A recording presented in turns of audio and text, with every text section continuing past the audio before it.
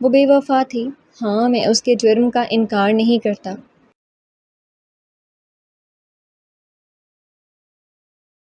مگر میری قبر تو اسی دن بن گئی تھی جس دن اس کی محبت ختم ہوئی۔ میں اسے قربت کی خواہش میں نہیں روتا،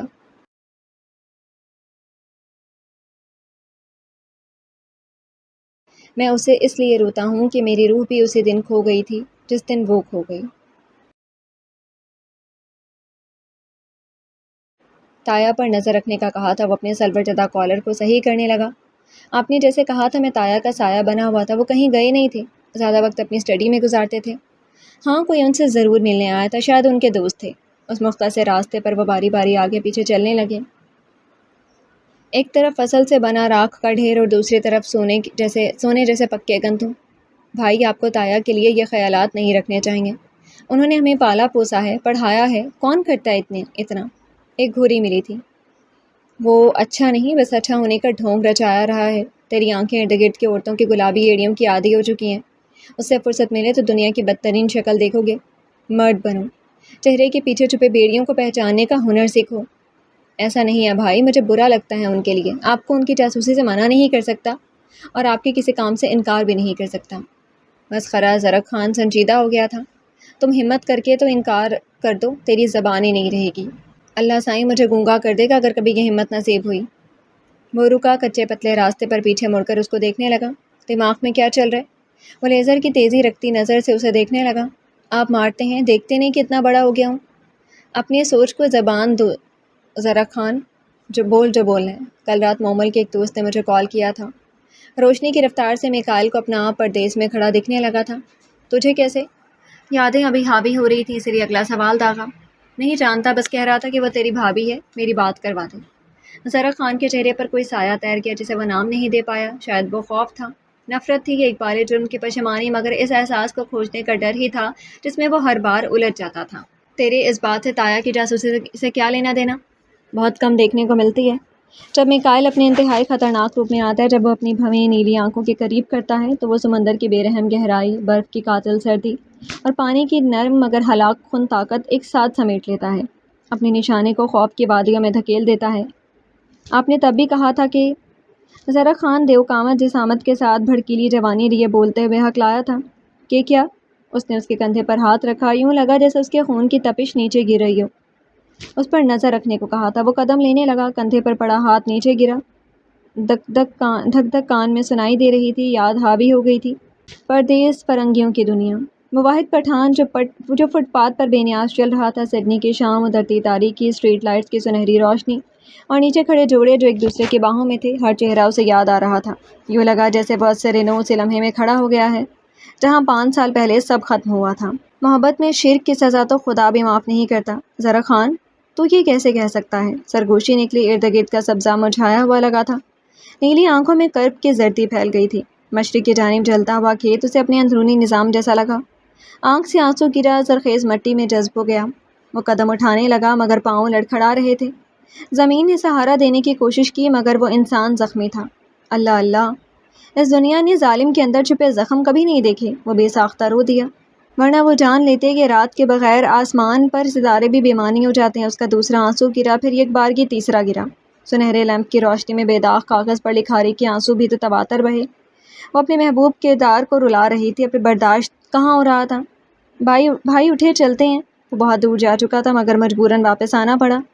زمین پر گرے ہوئے ایک مضبوط ستون کی طرح وہ شخص صرف اس کا بھائی نہیں تھا، نہ باپ، نہ کوئی اپنا سگا رشتہ، بلکہ وہ خود زرق خان کا دل تھا۔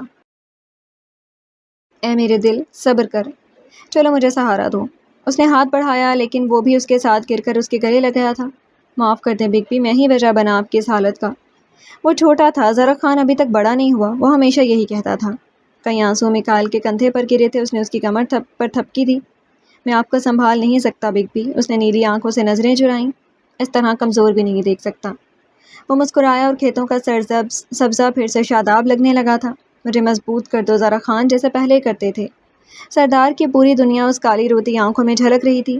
میرا وعدہ ہے زرق خان، کبھی بھی کسی کے بھی دھوکے کا نشانہ آپ کو بننے نہیں دے گا۔ کیا واقعی ایسا ہے؟ تم نے خود دیکھا تھا نا، میں قاتل بن گیا ہوں۔ جلاد بھی بن جاؤ تو بھی آپ ہمیشہ مجھے اپنے ساتھ پائیں گے۔ چلو اٹھا لو مجھے۔ اس نے اس کے کندھے پر ہاتھ رکھا اور اسی سہارے وہ اٹھ کھڑا ہوا۔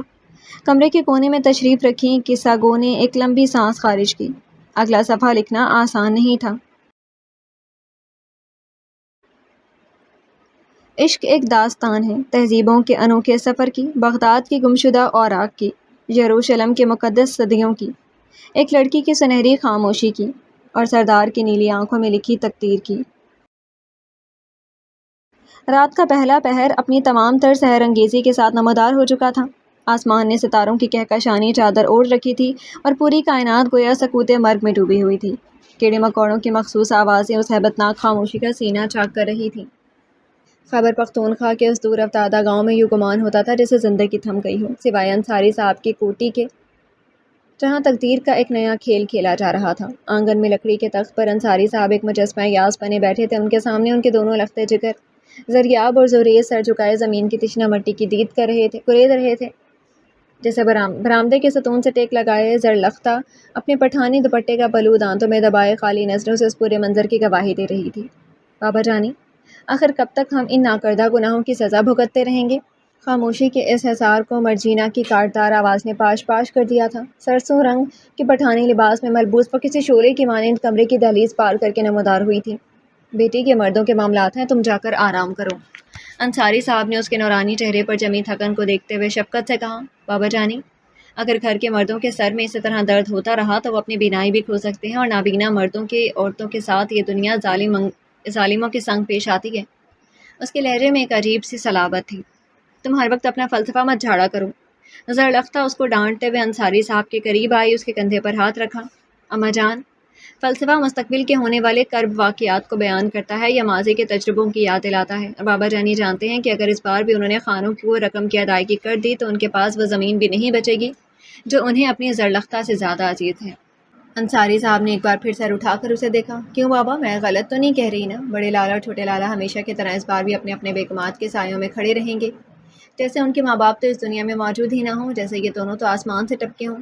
اپنی زبان چلانا کم کرو، چھوٹی ہو اپنی حد میں رہو، ہماری مداخلت کرنے کی کوشش نہ کرو، زریاب نے زہر خن لہجے میں جواب دیا تھا۔ یہ تم اپنی بہن سے کس طرح بات کر رہے ہو؟ انصاری صاحب کا جلال یکدم بیدار ہوا۔ بیٹے کا یوں پتھر انداز اسے ناگوار گزرا۔ بابا، اس لڑکی کو آپ شہ دے رہے ہیں جو بڑے بھائیوں کو زن مرید ہونے کا خطاب دے رہی ہے، تو تم نہیں ہو کیا؟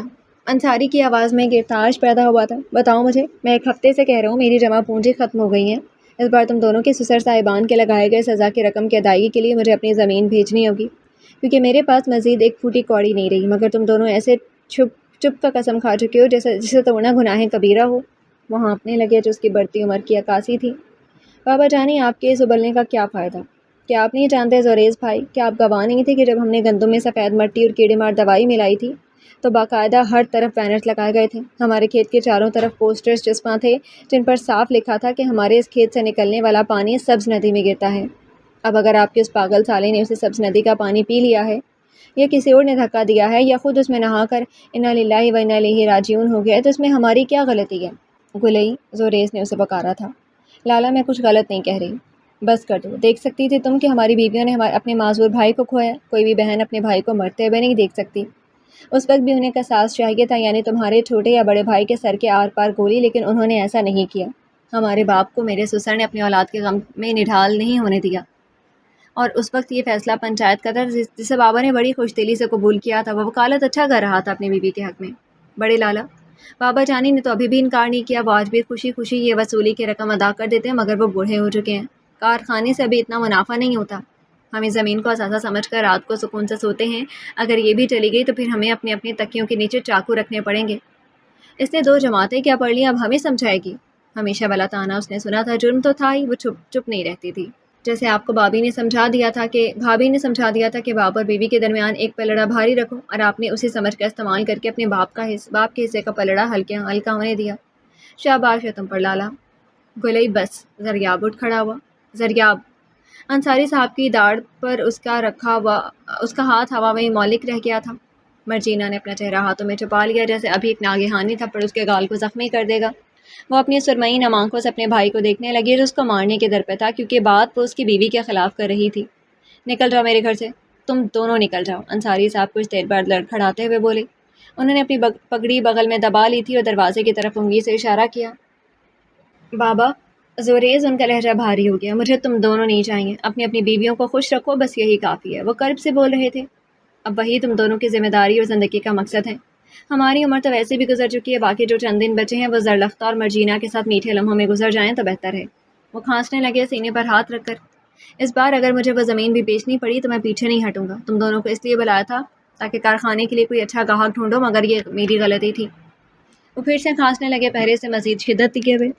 کیوں غصہ کرتے ہیں؟ دیکھیں آپ نے اپنی طبیعت خراب کر لی ہے، لعنت بھیجو اس طرح کے اولاد پر۔ زرلختہ کی آنکھوں میں آنسو بھر آئے تھے، وہ انہیں سہارا دے کر آہستہ آہستہ آنگن سے باہر لے جانے لگی۔ مرجینا نے ایک آخری کم نظر اپنے ہٹے کٹے بھائیوں پر ڈالی اور خاموشی سے اپنے باپ کے پیچھے چل پڑی۔ خان جی، اگر ہمارا حارث آج زندہ ہوتا نا تو 18 برس کا ہو چکا ہوتا۔ رشیدہ بیگم کی آواز لرز گئی، پلو سے بہتے آنسو پہنچتے ہوئے وہ ایک بار پھر ماضی کے ملبے تلے دب گئی تھی۔ بس بیگم، اس کی عمر اتنی ہی لکھی تھی، مولا کے فیصلوں کے آگے ہمارا کیا اختیار؟ سامنے صوفے پر بیٹھے خانش پاک خان نے گہرا سانس لیا۔ نہیں خان جی، میرا اللہ کسی ماں سے اس کا لخت جگر نہیں چھینتا، وہ تو ہمارا چھوٹا ولی عہد تھا۔ وہ تڑپ کر بول رہی تھی۔ 2 بیٹیوں کے بعد اللہ نے ہمیں بیٹا دیا تھا، ہمارا سہارا، ہمارا مان بنتا اگر زندہ ہوتا۔ کہتے کہتے وہ اپنے الٹے ہاتھوں سے مسلسل سینہ پیٹ رہی تھی۔ ارد گرد ایک گھٹن سی ہو گئی تھی، جبکہ سامنے بیٹھا مرد خاموشی کی چادر اوڑے بیٹھا تھا۔ چپ ہو جاؤ بیگم، اس رونے پیٹنے سے اب کیا بدل جائے گا؟ خانش پاک کی آواز یکدم بلند ہوئی۔ ہائے کتنے سنگ دل ہیں آپ، اپنے جوان بیٹے کے قاتلوں کو آج تک چھوڑ رکھا ہے۔ آپ نے ان قاتلوں کے بیٹوں کو اپنی بیٹیوں کا سہاگ ابھی تک رہنے دیا ہے۔ ارے خان جی، آپ کی غیرت کہاں مر گئی؟ کیوں سرپنچ کے دوغلے فیصلوں کے آگے سر جھکا دیا آپ نے؟ وہ بیٹے کی جدائی کا فریاد چھوڑ کر ابھی جیسے چیخ اٹھی تھی۔ رشیدہ بس کر جا، ہمارے زخموں پر نمک مت چھڑک، وہ صرف تیرا نہیں ہمارا بھی بیٹا تھا۔ خانش پاک خان نے جھنجھلا کر اپنی اجرک کندھے سے جھٹکی تھی۔ نہیں، وہ آنسوؤں کے درمیان سر ہلانے لگی۔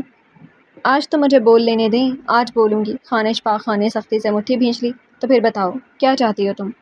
وہ غصے سے کھڑے ہوئے، اپنی بیٹیوں میں سے کسی ایک کو بیوہ کر دوں، گاؤں بھر میں اعلان کر دوں کہ خانش پاک نے اپنی دامادوں سے انتقام لیا ہے۔ انصاری ہر سال جرمانے کی رقم وقت پر ادا کرتا ہے، اپنی غلطی مان چکا ہے وہ، اور چاہے ہم پوری دنیا جلا دیں ہمارا حارث واپس نہیں آئے گا۔ آخری جملے کے ساتھ پہلی بار ان کی آواز بھی ٹوٹ گئی تھی۔ اس انصاری، اس کی بیوی اور بیٹی کو تڑپتا دیکھ کر میرا کلیجہ ٹھنڈا ہو جائے گا۔ کاش مجھے اپنی بیٹیوں کا خیال نہ ہوتا تو میں اپنے انہی زنانہ ہاتھوں سے اس کے خاندان کے ایک ایک فرد کو زخمی کرتی، بالکل ویسے ہی جیسے انہوں نے مجھے اندر تک زخمی کر دیا تھا۔ رشیدہ بیگم نفرت سے پھنکار رہی تھی۔ سجیلا، او سجیلا، کہاں مر گئی ہو تم؟ تمہاری ماں کو پھر سے دورہ پڑے، نکلو اپنی آرام گاہوں سے۔ بھاری آواز لاؤڈ سپیکر کے مانند پورے ڈرائنگ روم سے گونجتی ہوئی حویلی کے کمروں تک جا پہنچی۔ آئی ابا جان آئی۔ سیڑھیوں سے تیزی سے اترتی 27 سالہ سجیلا ناک میں پڑی سی سونے کی نت پہنے جلدی سے اپنی ماں کے قریب رکی۔ کیا ہو گیا اماں؟ وہ جھنجھلا کر بولی۔ کمرے میں زریاب بھی موجود ہے، آپ کی یہ گالی گلوچ اس کے ماں باپ کے خلاف انہیں اچھی نہیں لگے گی۔ تجھے شرم نہیں آئی؟ اپنے ماں باپ کے سامنے اپنے مرد کی حمایت کر رہی ہے تو؟ رشیدہ بیگم یکدم پوری طرح اس کی طرف مڑ گئی تھی۔ نہیں آ رہی شرم اماں، وہ مرد حق حلال کا شوہر ہے میرا، جس طرح آپ ابا جان کے حق میں بولتی ہیں میں بھی اپنے شوہر کے حق میں بولوں گی، اور مجھے کوئی نہیں روک سکتا۔ سجیلا نے دو ٹوک انداز میں جواب دیا تھا۔ تیرا خون سفید ہو گیا لڑکی۔ رشیدہ بیگم نے غصے سے اس کے بازو پکڑ لیا۔ تجھے اپنا حارث، اپنا چھوٹا بھائی یاد نہیں جس کو تو نے اپنے ہاتھوں میں لبھایا تھا؟ وہ اپنی کلائی اس کے سامنے کرنے لگی۔ کیسے بھول گئی ہے تو حارث کو؟ تیرے لائے ہوئے وہ کھلونے جن سے وہ کتنی خوشی سے کھیلتا تھا، اور پھر اس کی وہ نیلی پڑی لاش۔ بتا کیوں چپ ہے اب؟ کیا سب بھول گئی ہے تو؟ وہ اس کے بازو جھنجھوڑنے لگی۔ اماں آخر آپ چاہتی کیا ہیں؟ اس نے بے بسی سے ان کے ہاتھ ہٹائے۔ اس بار کیا ارادہ ہے آپ کا؟ 3 سال پہلے آپ کی دھمکیوں پر میں اور انیلا باجی اپنے اپنے شوہروں کو گھر داماد بننے پر مجبور کر چکی ہیں۔ اب کیا چاہتی ہیں؟ ان سے کہیں کہ اپنے باپ کا قتل کر دیں۔ تم کیا اول پھول بکے جا رہی ہو؟ وہ خانش پاک خان غصے سے دھاڑے۔ ابا یہ روز روز کا تنتنا اب مجھ سے بھی برداشت نہیں ہوتا۔ وہ پہلی بار آواز بلند کر گئی۔ میں ایک عورت ہو کر اپنے ماں باپ کے خلاف نہیں جا سکی تو زریاب اور زوریز بھائی کیسے جائیں گے؟ اور جائیں گے کیا؟ وہ پہلے ہی بہت کچھ کر رہی ہیں۔ وہ چند لمحے رکی۔ جانتی ہیں اماں، رخصتی سے ایک دن پہلے آپ نے مجھے کہا تھا کہ اگر اپنے شوہر کو خوش رکھنا چاہتی ہو تو اس کے ماں باپ کو خوش رکھو، اور میں نے کیا کیا؟ انہیں ان کے ماں باپ سے دور کر دیا۔ اب خود سوچیں وہ ہم سے کتنے خوش ہوں گے۔ وہ تلخی سے ہنس دی۔ بھاڑ میں جائے تمہارا شوہر، وہ خوش رہے یا نہ رہے مجھے کوئی فرق نہیں پڑتا۔ خان جی، وہ آگے بڑھ کر خانش پاک کے گریبان پر دونوں ہاتھ رکھ چکی تھیں۔ وہ اپنی بیوی کے سرخ نمکین آنکھوں کو خاموشی سے دیکھتے رہے۔ اس بار کی موصولی انصاری سے دگنی لی جائے گی۔ اگر آپ کو لگتا ہے کہ رشیدہ نے ساری زندگی آپ کی خدمت کی ہے، آپ سے وفا نبھائی ہے، تو میری یہ مانگ پوری ہوگی۔ وہ ہر لفظ چبا چبا کر بول رہی تھی۔ ایک ماں ہونے کے حق سے جس نے اپنا بچہ کھویا ہے، میں اس انصاری کو تڑپتا ہوا دیکھنا چاہتی ہوں، اس سے وہ سب کچھ چھین لینا چاہتی ہوں جس سے وہ محبت کرتا ہے۔ سامنے کھڑی لڑکی، اس کی آنکھوں میں آنسو ٹھہر گئے تھے۔ وہ کہانی کا وہ کردار تھی جو سب کا تھی مگر کسی کا نہیں رہی۔ اس نے اپنے ماں باپ کے نام کی خاطر اپنے مرد کو جھکنے پر مجبور کیا تھا، مگر پھر اسی نے اپنے شوہر کے دیے تاج کو بھی ٹھکرا دیا۔ نہ بیٹی بن سکی، نہ بہو رہ سکی، اور نہ ہی کسی کے خوابوں کی ملکیت۔ اس کے سینے پر اچھی بیٹی کا تمغہ کبھی سج نہ سکا، کیونکہ اس نے رشتوں کو بچاتے بچاتے اپنی ہی شناخت کما دی تھی۔ گھر کا دروازہ دھڑاک سے کھلا تھا۔ آنگن میں بڑے تخت پر چادر سلیقے سے بچھی ہوئی تھی، مگر آج وہ خالی پڑا تھا۔ انصاری، کہاں ہے تو؟ ایک آدمی ہانپتا کانپتا وہ آنگن کے درمیان میں آ رہا تھا۔ اس کی ایک آواز پر زرلختہ اور مرجینہ دونوں اپنے اپنے کمروں کی دہلیز پر آ کھڑی ہوئی تھیں۔ کیا ہو گیا چچا؟ مرجینہ نے سر پر وہی سرسوں رنگ کا روایتی نقش و نگار والا دوپٹہ درست کرتے ہوئے آگے قدم بڑھایا تھا۔ بٹیا تیرا باپ کہاں ہے؟ ضروری بات کرنی ہے اس سے۔ اس نے بائیں کندھے پر ہاتھ رکھا، جیسے بھاگنے کی وجہ سے دل کی تیز دھڑکن نے سینے میں درد بھر دیا ہو۔ وہ تو گھر پر نہیں ہے، پر ہوا کیا ہے؟ سب خیریت ہے نا؟ زرلختہ بھی سامنے کھڑے مرد کی تشویشناک حالت دیکھ کر قریب آ گئی تھی۔ مرجینہ بیٹا، وہ سرپنچ والوں نے انصاری کو بلوایا ہے، ان کا مطالبہ بڑھ گیا ہے۔ وہ جرمانے کی رقم دگنی کرنے کا کہہ رہے ہیں۔ خان اشفاق خان بھی بیٹھک میں بیٹھا ہوا ہے اور گاؤں کے سارے بڑے بزرگ انہی کا ساتھ دے رہے ہیں۔ لیکن ایسے کیسے ہو سکتا ہے؟ میرے بابا جانی اس بار کی وصولی کے لیے اپنے خانے کا سودا کرنے جا رہے ہیں اور انہوں نے رقم دگنی کرنے کی فرمائش کر دی۔ سرمئی آنکھیں سورج کے نیچے کھڑے ہونے سے دوپٹے کے رنگ جیسی گہری ہو گئی تھی۔ سمجھ نہیں آتی کہ کیا یہاں جنگل کا قانون چل رہا ہے؟ بس ہم یہ مطالبہ رد کرتے ہیں اور آج سے 3 سال پہلے لگائے گئے جرمانے کی ادائیگی بھی بند ہوگی، کیونکہ ہم نے کچھ غلط نہیں کیا۔ بولتے بولتے اس کا چہرہ سرخ انار کی مانند دہکنے لگا تھا۔ تم جاؤ اپنے کمرے میں، جا، تیرا باپ دیکھ لے گا یہ سب۔ بس کر دیں اماں جان، خدا کے لیے ہمیں یہ بزدلی کا سبق دینا بند کریں۔ سانس بند ہونے لگتی ہے ہماری جب بابا جانی کی پگڑی نہ کردہ بوچھوں تلے ان کی گود میں پڑی ہوتی ہے۔ غصے سے اس کے سر سے دوپٹہ سرک گیا تھا۔ وہ رونا چاہتی تھی، اس کے ہاتھوں میں کچھ نہیں تھا۔ بے بسی کو یوں وہ اپنا مسکن نہیں بنانے دے سکتی تھی۔ تیری ماں ٹھیک کہہ رہی ہے، تو لڑکی ہے، کیسے لڑے گی ان مردوں سے؟ اسلم چچا، میں نہیں لڑوں گی، عدالت لڑے گی ان سے۔ لٹوں میں بنی جھولتی چوٹیاں بار بار اس کے چہرے پر گر رہی تھی، جنہیں پیچھے کرنے کا وہ کوئی ارادہ نہیں رکھتی تھی۔ تیرا باپ ابھی کہاں ہوگا؟ مجھے فکر ہو رہی ہے۔ زرلختہ نے اس کے بازو پر ہاتھ رکھ کر جیسے اسے سہارا دینا چاہا تھا۔ اماں، انہوں نے کل رات کہا تھا کہ وہ شہر جا رہے ہیں بینک سے قرض لینے، اب تک تو نکل گئے ہوں گے۔ سر میں ہر ممکن حساب کتاب چل رہا تھا، کوئی راہ دماغ دکھائی دے اور وہ چل پڑے، جس سے انصاری کے کندھے مضبوط ہونے لگے تھے۔ لیکن مرجینہ، بینک والے تو سود پر پیسے دیتے ہیں، ہم حرام کے لین دین نہیں کر سکتے۔ ہائے یہ سچے کھرے لوگ! اور تو نے اپنے باپ کو منع کیوں نہیں کیا؟ ایسے تو تیری استانی بننے کا بڑا شوق رہتا ہے۔ اپنے علم کے مطابق نتیجہ نکال کر وہ آخر میں آپے سے باہر ہو گئی تھی۔ تجھ سے کہہ رہی ہوں، بحری ہو گئی ہے۔ اماں، بہت سارے بینکوں میں اسلامی قوانین بھی ہوتے ہیں، وہ سود سے پاک قرضوں کی سہولت دے دیتے ہیں۔ وہ ماں کا محل ہونا برا مان کی تھی۔ اچھا تو پھر ایسا بھی ہوتا ہے؟ ماں نے شہادتی انگلی گال پر رکھ دی۔ ہاں اماں، میں نے انہیں کچھ بینکوں کے نام دیے تھے جب وہ زمین بیچنے کی بات کرنے لگے تھے، یہ میرا ہی مشورہ تھا۔ زرلختہ پرسوچ انداز میں خاموشی سے ابھی اسے دیکھ رہی تھی۔ پر بیٹیا، تجھے نہیں لگتا ان بینکوں کی الجھنیں بہت لمبی چلتی ہیں؟ میرا تو یہی خیال تھا کہ وہ سرپنچ کے بڑوں سے خود بات کرتے، انہیں سمجھاتے کہ اب تک جو ادائیگی وہ کر بھی رہے تھے وہ بھی ان پر ظلم تھا، کیونکہ خانوں کا لڑکا دماغی طور پر باولا تھا۔ ان کے سامنے ان کے لڑکے کو باولا کہو تو وہ خود باولے ہو جاتے ہیں۔ اس پاگل کو وہ پاگل سمجھتے ہی نہیں تھے۔ اسے کس نے کہا تھا ڈبکیاں لگانے کو؟ کم بخت خود تو چلا گیا، ہمیں یہاں پھنسوا گیا۔ اس گاؤں میں پہلا گناہ آپ یہ کرتے ہیں کہ تمیز سیکھ لیتے ہیں۔ اگر کوئی ایک بات کہے تو تم بدلے میں 10 نہ سناؤ تو یہ عوام سر پر چڑھ جاتے ہیں۔ وہ ہاتھ پر ہاتھ مارنے لگی۔ مرجینہ، ٹھنڈی ہو جاؤ، تم تو اپنے بھائیوں سے بھی 2 ہاتھ آگے ہو، جو منہ میں آتا ہے بس بول دیتی ہو۔ چلے میں چلتا ہوں، دیکھتا ہوں وہاں کیا حالت ہے۔ اپنی ماں کا خیال رکھنا اور اپنے باپ کو ہمارے ڈیرے پر بھیج دینا۔ خیر سے جائیں چچا۔ وہ اس کے سر پر ہاتھ رکھ کر دور ہوتا گیا، پھر گھر کے دروازے سے باہر نکل گیا۔ اماں، آپ کمرے میں آرام کریں، میں آتی ہوں، مجھے بھی کچھ کام یاد آ گیا۔ وہ ایک پلو سے اپنا آدھا چہرہ ڈھانپنے لگی۔ اب کیا کام پڑ گیا ہے؟ بتا رہی ہوں، کسی سے الجھنا مت، ورنہ میں تیری زبان کاٹ دوں گی۔ آتے ہوئے کسائی کی دکان سے نوکدار تیز بلیڈ والی چھری لے آؤں گی، پھر آپ اپنی خواہش پوری کر لیجیے گا۔ ابھی جا سکتی ہوں میں؟ میرا ہاتھ چھوڑ سکتی ہیں آپ؟ اپنی ماں سے تھوڑا سا ڈر، نافرمان اولاد، نہ بیٹے ہاتھ لگے اور نہ بیٹی ہاتھ میں رہنے والی ہے۔ اس کے کچھ فاصلے تک جاتے قدم رکے تھے۔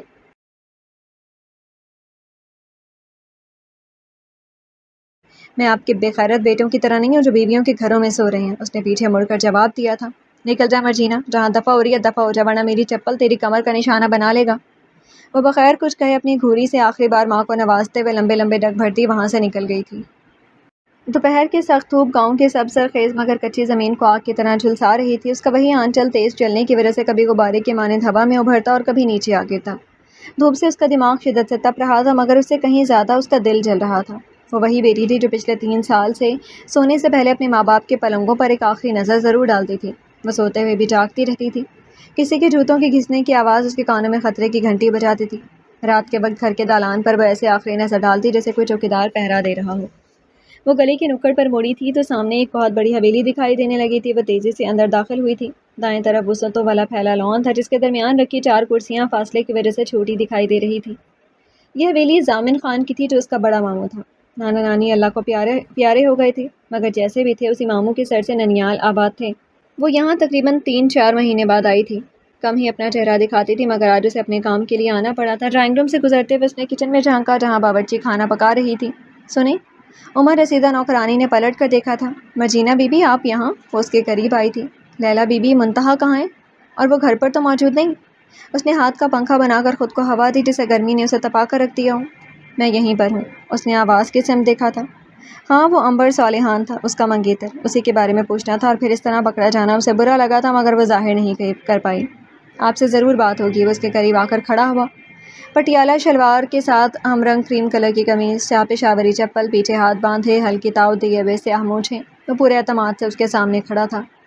تمہاری آواز سننے کے لیے یہ کان ترس گئے ہیں۔ قد میں اس سے چھوٹی ہونے کی وجہ سے وہ ذرا سا سر جھکانے لگا تھا۔ لگتا ہے آپ کا مقدمہ بازی سے دل بھر گیا ہے۔ وہ طنزیہ ہنسی تھی۔ تم سے دلیل بازی سننے کا بھی الگ ہی مزہ ہے۔ وہ بھی بدلے میں مسکرایا تھا۔ عنبر صالحان اپنے نام کی طرح اندر کے تاروں سے چھیڑ خانی کا ہنر رکھتا تھا۔ میں آپ کو اچھی طرح جانتی ہوں۔ یہاں کے ہر مرد کی ذہنیت کی طرح آپ بھی میری پیش کردہ دلیلوں پر میرا مذاق اڑاتے ہیں، چاہے وہ کتنی ہی وزنی کیوں نہ ہوں۔ آپ بھلے ایک آزاد طبیعت کے وکیل بنے پھرتے ہوں، مگر آپ کی وڈیرانہ فطرت اور رگوں میں دوڑتا خانوں کا خون آپ سے یہ قبول نہیں کروا سکتا کہ ایک عورت آپ سے بحث میں جیت جائے۔ عورت تو اپنی نازکی اور نسوانیت سے مرد کو جیت دیتی ہے، اور یقین کرو اس فلسفے کو میں اتنا مانتا ہوں جتنا ایک مسلمان نماز کی سنت کو مانتا ہے۔ اور رہی بات بحث کی، تو کیوں وہ ہتھیار آزمانا چاہتی ہو؟ اگر عورت کے ہاتھ لگ جائے تو مرد کی انا ٹوٹ کر بکھر جائے گی۔ ہم تو تم جیسیوں کی آنکھوں سے گھائل ہو جاتی ہیں۔ وہ شیلف کے ساتھ کمر ٹکائے کھڑا ہو گیا تھا۔ آپ کیوں ہمارے لیے مرنے کو ترجیح نہیں دے سکتے؟ ہم عورتیں بھی تو زندگی میں کئی بار آپ مردوں کے لیے جیتے جی مرنے کا حلف اٹھاتی ہیں، اور کبھی موت کے منہ سے موت کے حلق تک جانے کی حامی بھی بھر دیتی ہیں۔ اس نے لمبی سانس خارج کی تھی۔ میں سمجھا نہیں مرجینا بیگم، ذرا روشنی تو ڈالو اپنے خیالات پر۔ اس کے ماتھے پر نہ سمجھنے والی لکیر ابھری تھی۔ پہلی بات، میں صرف مرجینا انصاری ہوں، بیگم کہنا بند کریں۔ صرف بچپن میں ہمارے ماں باپ کے درمیان رشتے کی ہاں ہوئی تھی، جسے میں جب چاہوں رد بھی کر سکتی ہوں۔ مرجینا، وہ تیز تھاڑا تھا، آئندہ تمہارے منہ سے یہ جرأت کرتے ہوئے نہ سنوں۔ وہ اتنا قریب آیا کہ اس کے چوڑے وجود کے پیچھے اسے باقی ہر چیز پناہ لیتی محسوس ہوئی تھی۔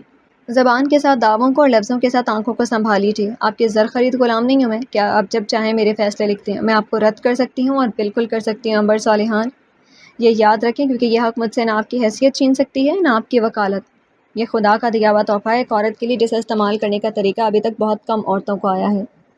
تم مجھے مار ہی دو گی مرجینا انصاری۔ وہ سست پڑا جھاگ کی طرح بیٹھ گیا تھا، بے اختیار اس کی دلیل بازی کا قائل ہونے لگا۔ میں خوشی خوشی آپ کے قاتل ہونے کا تمغہ اپنے سینے پر سجانے کو تیار ہوں۔ وہ پیچھے ہاتھ باندھے اسے ذرا فاصلے پر ہوا، محض ابھی وہ اسے دیکھ ہی رہا تھا۔ سامنے کھڑی لڑکی اس گاؤں کی سب سے شاطر دماغ، تیز زبان اور پختہ فہم رکھنے والی لڑکی تھی۔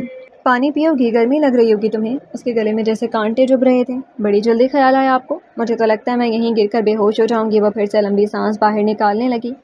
عنبر صالحان نے خود شیلف سے گلاس اٹھایا، پانی بھرا اور اس کی طرف بڑھایا۔ میرا دماغ اتنا جل رہا ہے کہ ایک گلاس پانی سے تو میری پیاس اور بڑھ جائے گی۔ یہاں تو کوئی فراغ دلی دکھائے، جگ سامنے رکھ دے یا پانی سے بھری بوتل دے دے۔ وہ کمر پر ہاتھ رکھنے لگی۔ اس نے فریزر سے ایک بوتل نکال کر اس کے سامنے کر دی تھی۔ Thank God! وہ اس کے ہاتھ سے بوتل لینے لگی تھی کہ اس کے چہرے پر نظر پڑی۔ عنبر صالحان کی ایک بھویں اٹھ گئی تھی۔ کیا؟ وہ ڈھکن گھماتے ہوئے اس کے بدلے تاثرات جاننے کے لیے سوال کرنے لگی۔ 6 مہینے شہر میں کیا گزارے؟ تم تو اپنی زبان بھی بھولنے لگ گئی ہو۔ وہ مسکراتی ہوئی ایک گھونٹ بھری تھی۔ میں نئی زبان سیکھ کر آئی ہوں صالحان، جسے تم پڑھے لکھے لوگ انگلش کہتے ہیں۔ Universal language. اس نے ایک ادا سے آنکھیں گھمائی تھیں۔ سنا تو ہوگا کچھ لوگوں کو ایک زبان سمجھ نہیں آتی، اور جس طرح زبان کو ایک ذائقہ نہیں بھاتا، میرے کانوں کو بھی مختلف زبانیں سننے کا بڑا شوق ہے۔ وہ گٹا ایک ہی سانس میں آدھی سے زیادہ بوتل خالی کر گئی تھی۔ میں نے اپنی پسندیدہ زبان ابھی تمہارے کانوں کو سنانی ہے۔ انصاری چچا سے کہتا ہوں ہمارے نکاح کا بندوبست بھی کریں۔ تمہارے پر کچھ زیادہ ہی پھیل گئے ہیں۔ اگر پری کسی اور دیس اڑ گئی تو پکڑنے کا راستہ بھی نہیں ملے گا۔ زبانیں اکثر جلا وطنوں کو بھی وطن مکین بنا دیتی ہیں۔ اس کے چہرے پر ایک سایہ سایہ تھا، مگر صرف ایک لمحے کے لیے۔ کون سی زبان مجھ سے ابھی تک پوشیدہ رہی ہے؟ وہ کچن سے نکلنے لگی تھی مگر اس کے دماغ میں اب صرف نکاح نکاح اور نکاح کی بازگشت چل رہی تھی۔ میری محبت کی زبان صرف مرجینہ صالحان کے لیے ہوگی، اس لیے چاہتا ہوں جلد از جلد تمہارے نام سے انصاری کا نام ہٹ جائے۔ صالحان میرا نام صرف مرجینہ کے ساتھ جچتا ہے۔ وہ دونوں چلتے چلتے رک گئے تھے کیونکہ اس کی بات نے ایک بار پھر اس کے دماغ کو ابال کے درجہ حرارت تک پہنچا دیا تھا۔ بوتل میں بچا پانی وہ اپنے اندر انڈیلنے لگی جبکہ وہ مسکرا دیا تھا۔ کمال ہے، پیاس سے صحرا بنی ہوئی ہو مگر پھر بھی میرے ساتھ اتنے زبان لڑا رہی ہو۔ ماننا پڑے گا بڑی زبان دراز عورت ہو۔ میرے نام کے پیچھے لگے نام کی وجہ سے میں بہت سے وہ کام نہیں کرتی جو تم جیسے مردوں کی نازک انا کو کچل کر خاک میں ملا سکتی ہے۔ وہ ذرا اس کے قریب ہوئی تھی۔ انصاری کا نام مرجینہ سے ہٹانا، خدا کی قسم مجھ سے پناہ مانگنے کے لیے آپ کو شیطانوں سے رابطہ کرنا پڑ جائے گا۔ وہ ایک فلک بوز کہا لگانے لگا تھا۔ سرمئی آنکھیں اتنی گہری لگیں کہ وہ جان بوجھ کر نیچے دیکھنے لگا۔ نظر پھر اس کی انگلیوں کے زور آزمائی پر ٹھہری جو بوتل کو کچلنے کے در پر لانے کے لیے ناخن بھی دباؤ سے سفید پڑ گئی تھی۔ میرا سر تمہارے ہاتھوں میں نہیں ہے، نازک گوشت ہے۔ خود پر اتنا جبر کیوں کر رہی ہو لڑکی؟ اتنا ضدی پن بھی اچھا نہیں ہوتا۔ ویسے بتا دو میں بھی وہ جن ہوں جس کی مٹھی میں شیطانوں کے گلے کے پھندے ہوتے ہیں۔ اگلی بار اگر بدقسمتی سے آپ سے سامنا ہوا تو انشاءاللہ میں سورہ جن حفظ کر چکی ہوں گی۔ وہ کیا ہے نا، جنات بھگانے کا ایک روحانی عمل میں نے کبھی کسی بابا جی سے سیکھ لی ہے۔ میں ایسے نہیں کہہ رہا، تمہاری دلیل بازی کانوں کو یاد آ رہی تھی۔ بس ٹھنڈ پڑ گئی، اس نے سر جھٹکا تھا۔ بدتمیز لڑکی، تمیز تہذیب سب بھول گئی ہو۔ یہ گالی اس کو بری لگی تھی یا اس کے منہ سے لگی تھی؟ مگر لگی بہت زور کی تھی۔ میں آپ سے بات کرنے آئی تھی، اگر کرنا چاہیں تو کریں ورنہ مجھے گھر جانا ہے۔ اماں جان میرا راستہ دیکھتی ہوں گی۔ وہ کچھ دیر خاموشی سے اسے دیکھتا رہا۔ آؤ میرے ساتھ، اور پھر وہ اس سے آگے چلنے لگا۔ سبز ندی سے 6 کلومیٹر کے فاصلے پر گاؤں کی بیٹھک لگتی تھی۔ آج خان اشفاق خان اپنی بیوی کے مطالبے پر سرپنچ کے تمام ارکان کو بلا چکا تھا۔ پہلے انہوں نے جرمانے کی رقم دگنی کرنے کا مطالبہ کر رکھا تھا مگر اب وہ انصاری کی زمین اپنے نام کروانے کی بات کر رہے تھے، اور یہ مشورہ وہاں بیٹھے ایک بزرگ نے دیا تھا جو اپنی طرف سے انصاری کی مدد کرنا چاہتے تھے کیونکہ وہ اس کی مالی حالات سے واقف تھے مگر اس زمین سے جڑے جذبات سے بے خبر۔ وہ انصاری سے اس کا غرور چھین رہے تھے۔ انصاری کب تک اس قرضے کو سر انجام دو گے؟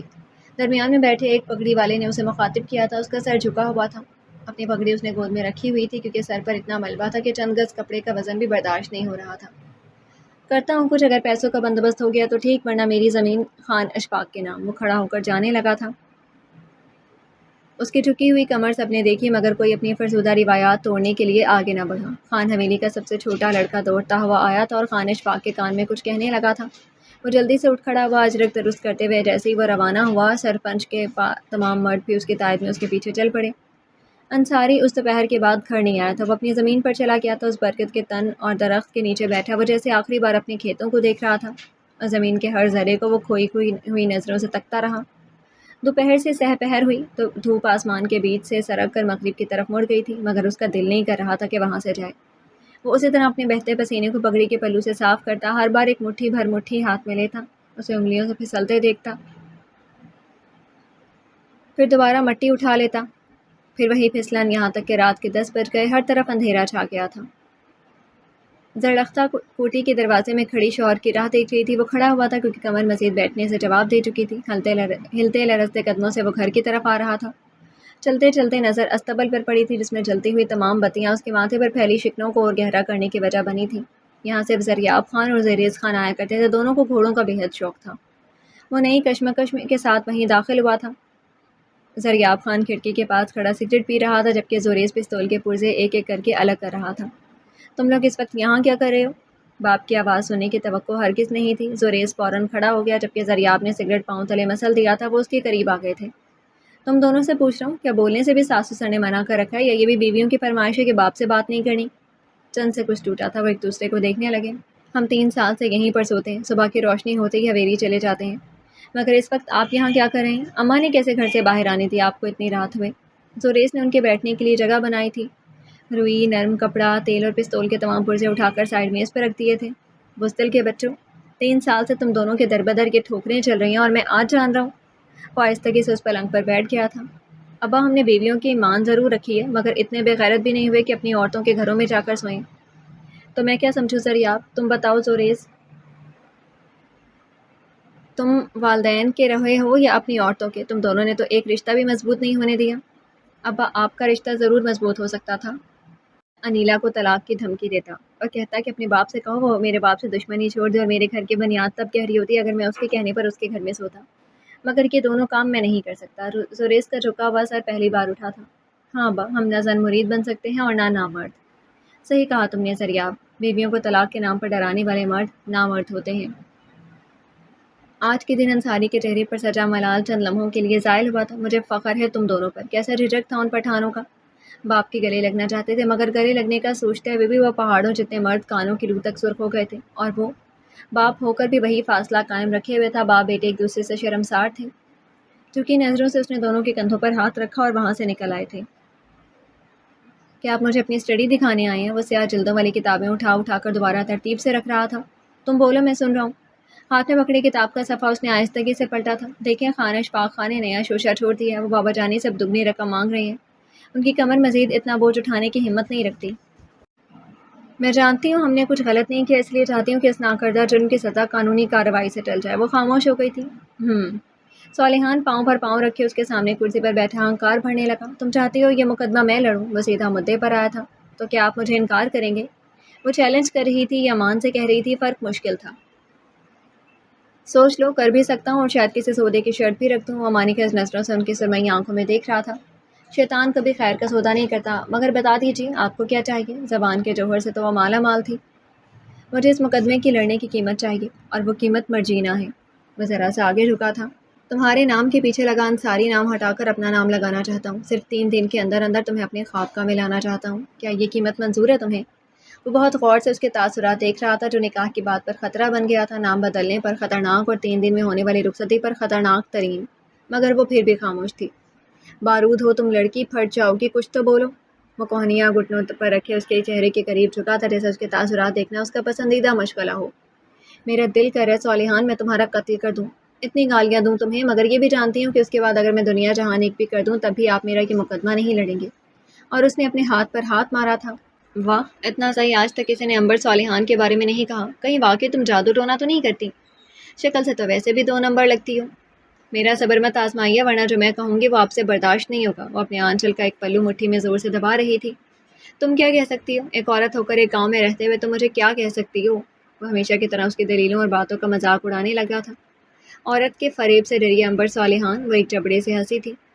میں اپنے مکار روپ میں آ گئی نا تو آپ اپنی وکالت بھول جائیں گے، آپ کی عقل پر میری پلکوں کے پردے پڑ جائیں گے، آپ کسی بندر کی طرح میری سانسوں کو سیٹی سمجھ کر ناچنا شروع کر دیں گے۔ صالحان کو اپنی پلکیں جھپکانا بھی بوجھ لگنے لگا تھا۔ وہ جیسے پتھر کا بت بن گیا تھا، صرف اس کی باتوں میں وہ اپنا وہ آئینہ دیکھ رہا تھا۔ وہ کتنی حقیقت سے بھرپور بولتی تھی، کتنا سچ تھا اس کے ہر لفظ میں، کتنی شفافیت تھی اس کی ہر ادا میں۔ چند لمحوں کے لیے اس کی آنکھیں واقعی چندھی آ گئی تھی، مگر پھر اس کے ہونٹ پھیل گئے تھے۔ لومڑی کی مکاری تب تک چلتی ہے مرجینا بیگم جب تک سر پر شیر کا خطرہ نہ ہو۔ سر پر تلوار لٹکنے لگے تو پھر جان بچانے کی فکر رہتی ہے، بالوں کے نیچے سو مکر دکھانے کی نہیں۔ وہ دونوں جیسے ترازو کے پلڑوں کو برابر رکھے ہوئے تھے، نہ کوئی کسی سے کم تھا نہ زیادہ۔ میں چلتی ہوں، پھر میں خود کچھ کر لوں گی۔ آپ کا شکریہ مجھے انکار کرنے کے لیے، اچھی مترادف وجہ ڈھونڈنے پر۔ وہ کھڑی ہو گئی تھی۔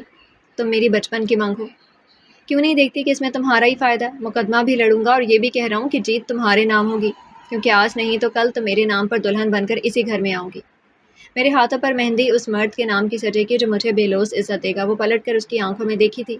جو زندگی کے موڑ پر مجھے اگر آگے نہ چاہے تو پیچھے بھی نہ کرے، جو میرے صحیح کو صحیح کہنے کی ہمت رکھتا ہو، جو اپنی جیت بغیر کسی غرض کے میرا نام کرنا چاہے۔